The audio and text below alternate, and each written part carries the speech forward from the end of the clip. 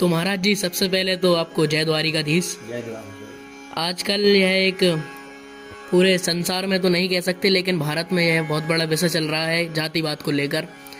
और हमारे जो शंकराचार्य जी हैं, उन्होंने भी इस पर अपना मत रखा है।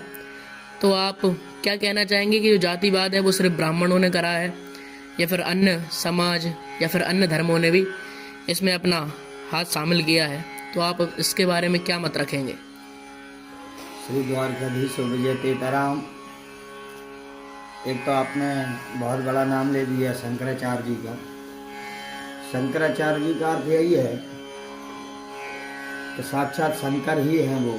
उनकी बात पर मैं टिप्पणी करने के लायक नहीं हूँ, ना मैं उनकी कोई बात कह सकता, परंतु मैं इतना जरूर कह सकता हूँ कि जातिवाद केवल मनुष्य मात्र में नहीं है। आप तो ये समझो, पशुओं में ले लो, गाय भी कई प्रकार की होती है। गिर गाय होती है, थारपारकर होती है, देसी गाय होती है। पशुओं में भी कई प्रजातियां होती हैं। अब मैं क्या बात करूं, आप तो फसलों की बात कर लीजिए। जैसे गेहूं है, कोई सुजाता है, कोई लोकबन है, कोई 306 है। तो फसलों में भी है, सब्जियों में भी है, पशुओं में भी है। यहाँ तक कि अपने यहाँ जो नदियाँ भी हैं वो अलग अलग नाम से जानी जाती हैं। गंगा है, यमुना है, सरस्वती है, क्षिप्रा है, वेत्रवती है।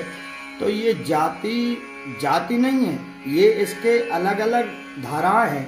जैसे गंगा एक धारा है, यमुना एक धारा है, ऐसे ही ब्राह्मण, क्षत्रिय, वैश्य और शूद्र एक तरह की एक धाराएं हैं। इन पर किसी प्रकार की टिप्पणी करना मैं समझता हूँ महामूर्खता का विषय है। अब लोगों को इतनी सी बात समझ में नहीं आ रही कि जातिवाद यदि ब्राह्मण केवल जातियों में और मनुष्य में करता तो वो मनुष्य तक सीमित रहती।